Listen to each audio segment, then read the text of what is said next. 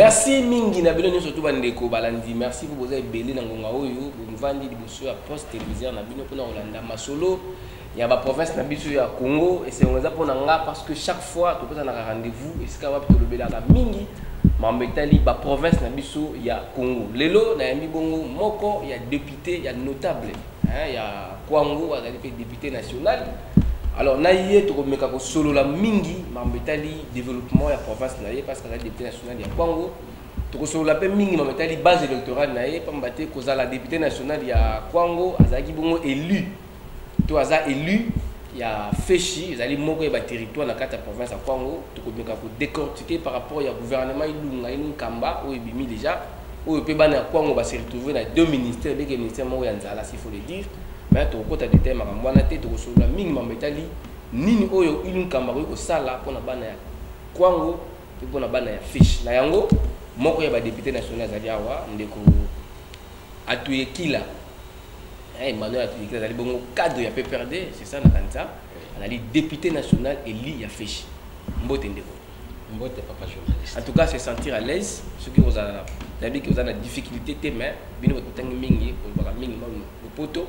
Mais ça a tendance à le soit lingala soit moi français pour que bato soit la sont là et c'est on a pour la bonne santé ah santé moi madame papa c'est ça un secteur vous allez député national de fiche ça député national de fiche oui na émission na biso lelo to yambio impression vous plus par rapport à la chaîne ah bon merci beaucoup monsieur le journaliste nambala liboso na kota na chaîne na bino vraiment je trouve que ça va l'impression les a kitoko na moni vraiment bien organisé c'est propre et c'est tout je pense que c'est sympa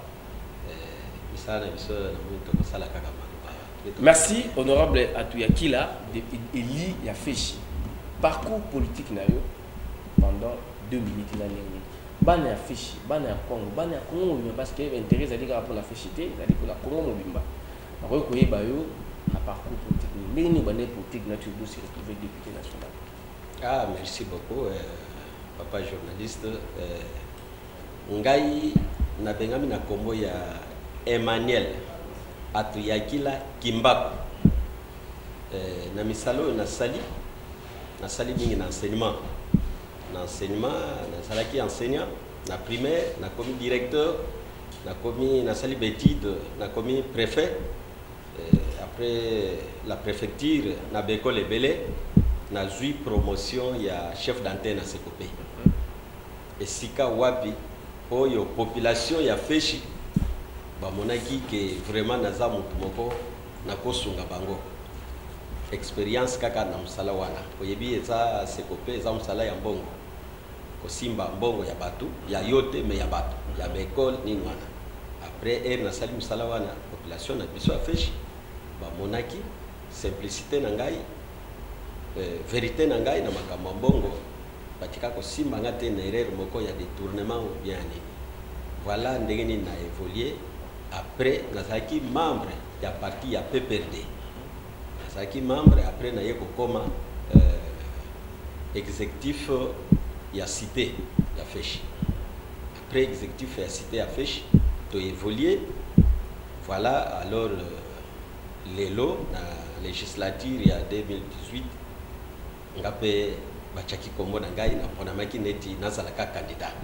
Mais première fois là yo postulé en 2018 au Banek Bana 2006 au Mampol mais Banek na Moka. Té na postulé Nantes. C'est la toute première fois de marquer mon nom dans la scène politique. Mais au moins ndengeni makane et sentiment et c'est nous zaki non parce que ngonga oyo tshaki libaya na candidature tshaki libaya attaque député national zaki ngonga oyo ba tractation politique zaki makasi c'est-à-dire bien on peut perdre ba balingaki bino lisusu te kotanga kombo ya moko bazaki dauphin na bino Emmanuel Ramadan Shadari mais yo na terrain on saki campagne pour tanga kombo ya Shadari puis pour tanga kombo na est-ce que aujourd'hui ba refi pour le lobby député national vraiment papa journaliste eloko yango na nano même le camarade Joseph Kabila Kabange ezala le secrétaire permanent, collègue Monomo Emmanuel Shadari Ramazani, et l'autre, il fallait que j'aie des fleurs. Parce que c'est vrai, partout ailleurs, si on a réfuté le PPRD, mais dans mon territoire, Féchi, Ngaï n'a représenté qui PPRD. Tout ça qui est belé. Mais Ngaï, voilà par preuve, Nazal, il y a l'hémicycle, il y a parlé du peuple. Et puis, dans la liste de la législature, Nazal qui premier, na combien? Na 14 376 000 voix. Donc, Nazal qui premier à la liste. Même ça qui n'a pas de babimi, mais Nazal qui premier. Donc, et c'est déjà que président Joseph Kabila, je peux appeler l'autorité morale de l'FCC, et au mot Emmanuel Shadari Ramazani, le secrétaire permanent, et l'oko yangwana, il faut bailler baké, bako sala tête au tika PPRD na Féchi dans les coins. Et sengi vraiment bachanga maboko, poto zali, ba membre bazali, ba camarade à parti bazali, pasi mibali baza ebele, bachakinga maboko, ba yebaki bien na gouvernement époque wana ya papa Kabila. Asalaka makambo. Moi si na yepe asalaka makambo ebele partout sauf na Féchi. Mais les loba monaki tete net balobi dauphin na ye akosala président ba che candidature na ye to pesa ye maboko asa pe bien mutu ya bien la logique to pesa ye maboko ba chakinga maboko preuve yango yo bano ki dépend na image ya dauphin to bano na salaki na ba image na présentaki ba image na batu na yepsi bango soki na bimsi ba photo yo ya Emmanuel Shadari boye baké ce n'est pas pour rien soki ya l'équipe président ba lobby président na biso exemple Emmanuel Shadari ayo kalisusu Emmanuel atuyakile kimbako azali député national bokanisi bino Féchi bakobosa na bino na kwangu bakobosa na bino bakosunga bino donc yango ana pesaki bana kwangu bana Féchi et c'est ngoma kasi po bachanga kwa. OK. Les députés national, mbala liboso potaki na Assemblée nationale. Ah oui, c'est vrai monsieur le journaliste. Mon premier jour où on a quota na Assemblée nationale l'hémicycle, il y a parlé du peuple. Mais quand il y a parlé du peuple ça ndaku ya masekité. Biso to banda kotala ngo banda bo mwana tozomona ndaku ya Mobutu abata koloba. Banda bakasavubu banani bana balika kakandako yangwana. Ce n'est pas n'importe qui à Tchaloko. Mais les longs ngapé na yeko Tchaloko. Yeba nzembo ya José Nzita.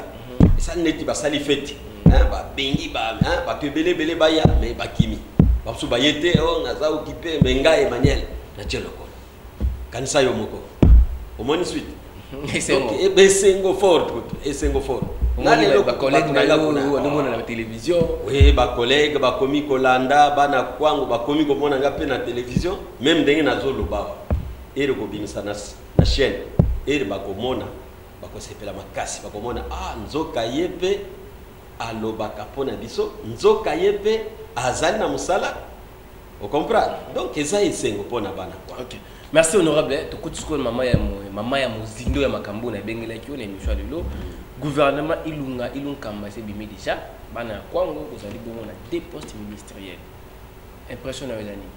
Ah oui, d'abord monsieur le journaliste, je ne peux pas être ingrat de ne pas d'abord marquer de présenter mes remerciements à l'autorité morale du PPRD qui a fait que de ces efforts me voici aujourd'hui à l'hémicycle du Palais du Peuple.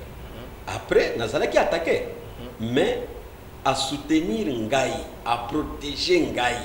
Nazala qui a 5 dossiers dans la Cour constitutionnelle. Ah bon? Oui, 5.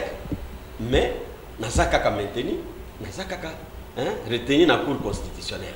Et ça, il fallait avoir vraiment le coup de la façon azo songa parti na biso PPRD. Azafo. Na remercier les sous na façon andimaki démocratie na mboka na biso. Azalaki mutu ya maloba. L'homme de dialogue. Asali makambo na ye na marque nyonso lelo to sana président réellement élu. Réellement élu. Réellement élu. Vous assure que réellement oui, c'est lui qui est au pouvoir, c'est lui le notre président, mon journaliste. Est-ce que réellement élu? Oui, réellement élu parce que la CENI a proclamé pour monsieur Félix Antoine Tshisekedi, son excellence, c'est lui le président aujourd'hui en RDC, monsieur le journaliste. Voilà. Après, otala lisusu alobaki asali yango lelo toza na président ya opposition asali remise asali passation pacifique ya pouvoir. Vous comprenez? Alobi na ye en cas de besoin je suis là. Asakaka pembe na ye. Vous comprenez? Azocha désordre te o te Tshisekedi o ngai na lingi na ya kozwa bokona te avandi na ye nye mais azota la président Eli au pouvoir asala makambo na ye. En cas de besoin akikoto na ye bon wana oyebi na latin bato basala latin bako benga ye luculus. Luculus, c'est-à-dire de vieille bibliothèque où on peut consulter en cas de besoin, hein? On s'est référé. Voilà, donc dans ce sens-là, qu'il mérite de flair. Pour moi, Joseph Kabila Kabange est son secrétaire permanent. Merci. Enfin, Ilou Kamba, na terrain déjà. Vous avez dit, il y a fiche. Avant, il y a un hémicycle, il y a pas du peuple. Vous avez dit déjà une recommandation, base na yo, et c'est un il faut défendre. Quand tout le monde est député, notable surtout il y a Graba Nundu, vous avez réussi pas il y a Premier ministre. Une semaine ou 4 jours après, publication du gouvernement, il y a qui intervenir. Les lots, en tant que député national, il y a fait chier territoire, puis il y a quoi priorité pour Nabino, il y a quoi les lots, les amis, le gouvernement, ah oui. Pour Nabiso, na Kwango, olobaki déjà makambi ya deux collègues congolais qui sont dans le gouvernement. Non, quand même, on remercie le président Félix d'accepter de travailler avec mes collègues congolais. Hein? Est-ce que vous remerciez Nanenga Solo, vous avez satisfait na ma poste on a aujourd'hui. Pêche, affaire coutumière, vous avez les sermons na quoi, vous avez les sermons na. Bon, ce sont des postes du gouvernement. Ce sont des postes du gouvernement. L'erreur de n'avoir pas été choisi. Mais du fait que nous avons pu pointer, et ça peut essayer. Vous comprenez? Dans le sens où bande comme sous bakoto na bango na cadre tel bazana besoin tel bango pe bakokende na cadre tel bazana besoin tel. Vous comprenez? Et ça neti tozo sala nous travaillons en synergie. On va travailler en synergie. Nous remercions parce que nous sommes quand même représentés dans ce sens-là. Mais pour les PPRD, je peux dire que c'est là que je ne suis pas encore d'accord parce que le Kwango a trois députés nationaux. Kwango a 3 députés nationaux. Il y a PPRD. Dans PPRD, dans le Kwango. C'est pour dire que le parti existe. Le parti existe. On ne pouvait pas nous laisser dans les mois. Batidi bisoka bongo to boité mais total to pesa bango torté pour to éviter lobby les années. OK?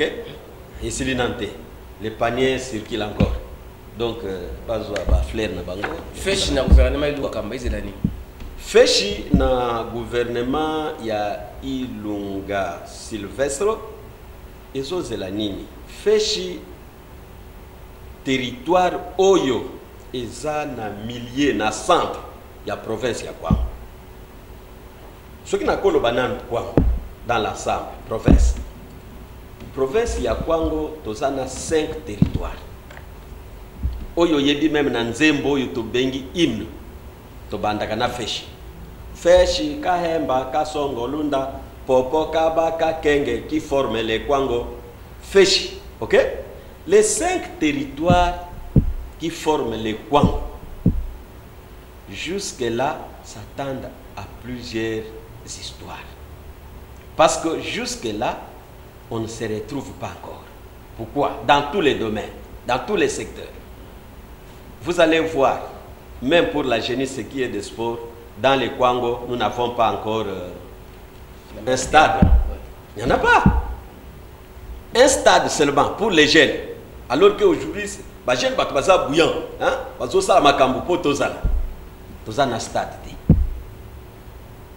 Les deux. Na Kwango, même na chef lié à territoire et à province, tozala électricité. Na province, na chef lié à province, na Kwango. tozana eau potable te. Soki ezali esika moko peut-être pembeni esika wapi peut-être gouverneur akolala général ou bien nani, mais population peuple oyo ezosala neti biso to ya komona na awa tozala lelo na palais du peuple bazomela bamai ya salite. Bamai yo moko yebi kwango d'abord eza terrain agro-pastoral, élevage na biso ezomela mai yango moko yango na kaka na biso, donc c'est de l'eau souillée. Il fallait peuple ya kwango ezala na chef-lieu ezala na territoire bazwa mai ya bien tozana ngona te. Nzela au chef-lieu d'abord. Vous voyez, au chef-lieu. Si on peut parler le chef-lieu, on a asphalté quand même, c'est seulement le milieu, le centre commercial de la province. Mais est-ce que le peuple s'alimente seulement là-bas? Non. Il fallait battre Nzela na biso. Et Wuti Kenge, et ke Kasongolunda, et ke Popo, et Bimi, Kahemba, et ye na Feshi, et ye kozonga na wapi na province. Ezate. Nzela ezate. Même pas na yo la Feshi. Oh, nanga na Feshi na lobby, na zone banana na province, na chef lié o ikageza à quelques kilomètres il y a province, il y a capitale. Ce qui n'a pas ba défi wana alors territoire où il y a ce qui n'a pas 600-700 km. Nzela ezate. Biso banda mesrio akenda. Banzela wana ezali suti. Ezate. Lelo okosomba Prado na yo euti Europe. Kocha elikate okokoma na Kasongolunda. Okokoma te. Okokoma na Kahemba okokoma te. Na Feshi okokoma te. Pourquoi? Nzela ezate. Même boke na bino na ba pa o banini bo forcer banzite boke nango. Mais bokoleka na maini na poni. Vous comprenez? Ba pont oyo ba Belge batika en 1960 lors de l'indépendance. Il y a d'ailleurs beaucoup de gens qui nous ont combattus, qui nous ont attaqués, ont détruit même les ponts. Na lelo eza réhabilité. Même oyo tikalaki eza une état ya bien mais lelo tanga mbula wana 1960 jusqu'à nos jours. Est-ce qu'on peut encore trouver un bon pont? Si les ponts pouvaient encore être, mais l'érosion, l'eau, la rivière, vous comprenez? Ce n'est pas entretenu. Ces ponts-là, si ça peut exister 2 ou 3, vous verrez que ça connaisse les déficits.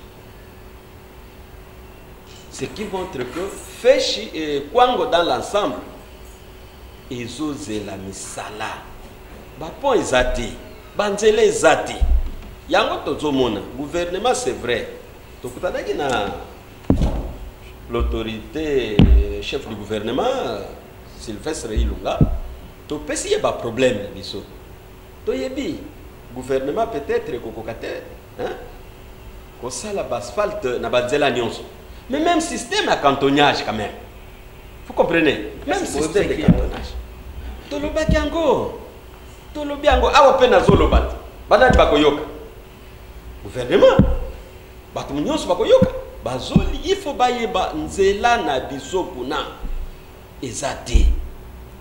Alors que le Kwango fournit beaucoup d'histoires ici à la capitale. Tozo nourrir capitale na makambo ebele. Tozana ngombe na Kwango. Oyo bazoboma chaque quartier, hein, chaque avenue, soki to kei okomona. Soki yogi kuna ngombe ya Feshi, ya Kwango. Mais nzela ezate. Kanisa na nu papa soki nzela ezalaka. Mutu akolongwa na bangombe na Feshi. Auti na bangombe na ye kuna na Feshi. Ekozala na Mukoso, na Maziamu, na Ganaketi, na Lobo po akoma awa. Na makolo na bangombe na ye. Basalaka combien de jours, mon frère? Il fallait oyeba, papa journaliste. 2 semaines, 3 semaines. 2 semaines, c'est peu lorsqu'il n'y a pas plu. Et puis même il n'y a pas plu, mais d'autres intempéries. Vous comprenez? Au moins 3-4 semaines, ils arrivent. bazoya makolo na bangombe oui bazoya kaka kanisa kaka mais or toza pe na bangulu est-ce que na ngulu okoya okokoma na Kinshasa okoma te nzela eza te bana kwango bazozela misala toza na badiplômé bajeune garçon baza ebele toza na bacamarade na baparti nyonso oyo tobengi bakombata na biso baza ebele bazozela biso toluka misala topesa bango solution eza kaka toluka misala bapesa bango misala kimoyibi esila kikuluna esila bajeune garçon na bamboka batika spo baza na misala te ezo kokipe bango problème ya électricité koloba no te électricité biso kuna na kwango ndenge na lobaki eza te mais Dieu nous a donné beaucoup de shit les shit na yebite lingala biloko yebi lingala shit bobenga ngone shit ba shit eza ebele po toza na ba mai ebele toza na ba mai ebele soko ke côté ya Ganaketi na India na li okomona ba shit eza ebele soko ke na Maziamu eza ebele na Lobo na li eza ebele tokende na Mukoso banda no mai ya Kwengi banda mai ya Luchima mai ya Bwele ba shit eza ebele. Honorable, na gouvernement Oyo Aïnou Kamba, toujours linga, quoi on va s'y retrouver. Mais toujours on a mon mukisima. C'est pas Isaka Aïnou Kamba ndete nous a dit Azagi premier ministre na toujours époque il y a Tata na biso Kizenga, toujours époque il y a Mozito, toujours époque il y a Matata, toujours Chibala, toujours même 4-5 mois il y a Badibanga. Quoi on bénéficie de l'année? Bon, moi journaliste Oyebi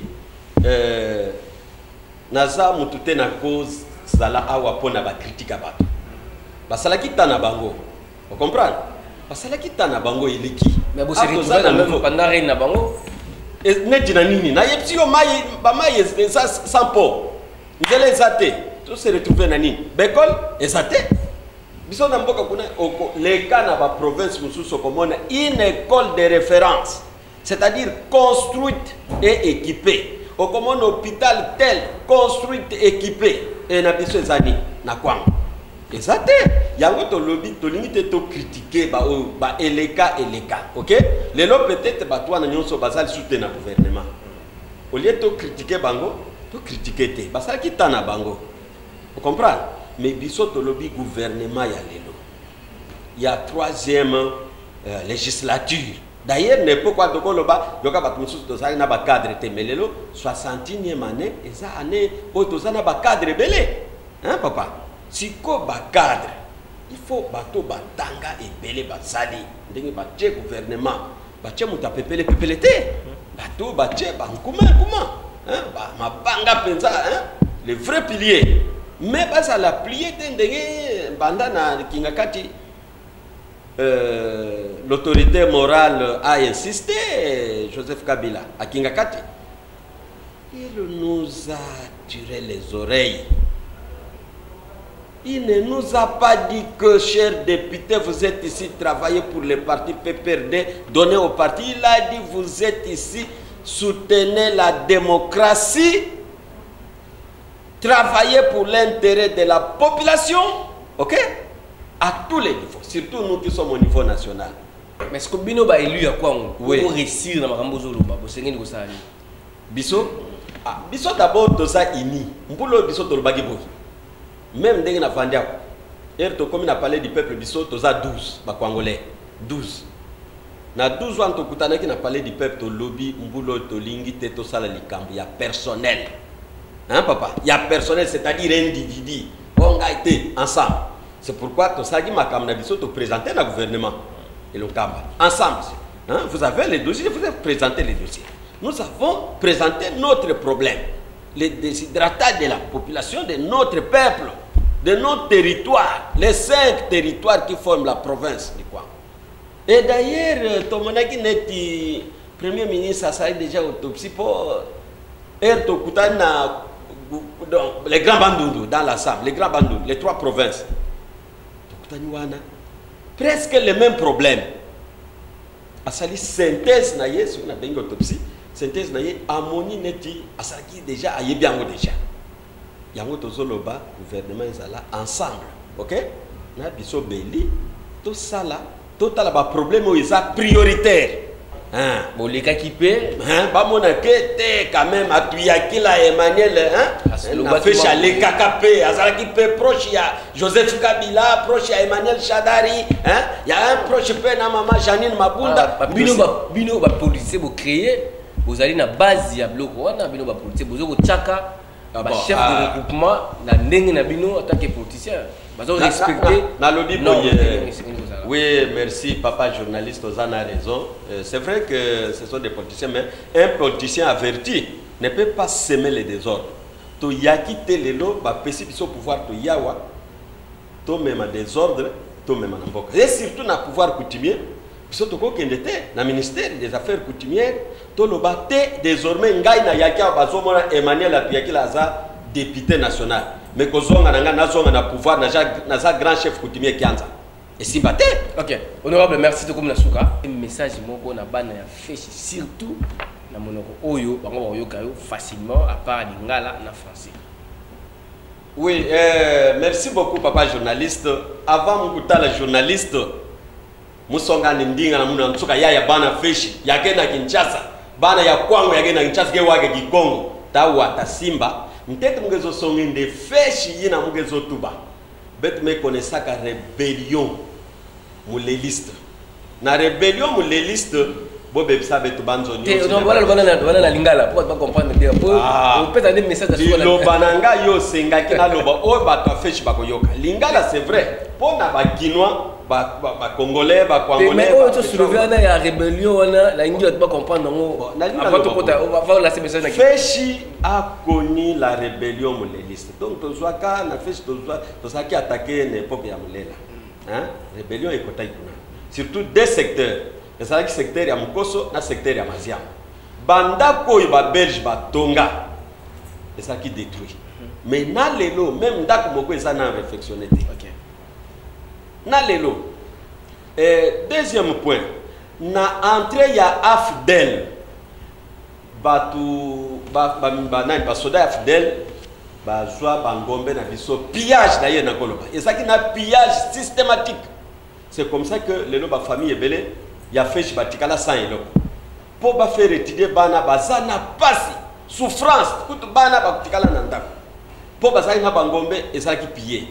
Troisième point toujours na feshi omoni lelo a na zoloba toke komona gouverneur ni ministre ya agriculture tozana problème moko épidémie moko peste ekoti kuna na feshi oye ravager ngombe nyonso kote ganaketi na lobo et saccagé tomoni ministre ya agriculture bapesi kaka 312 soki 3012 ekoko kate yeba feshi biso kuna ngombe melelo esili nango na yebite liloba ya suka pona nga d'abord na koloba gouvernement tokolandela ngo il faut total ndengeni toko subvenir ba parents ba fermier wana na ba oyo batikana ba ferme kaka en jachère mais ba futa ka ba taxe mais ba sali suna biloko te on comprend ndenge toko sunga bango ba ferme na bango wana même kaka bilanga ba sala deuxième bango ngombo etikali ba taxe exagérée surtout avec nos provinces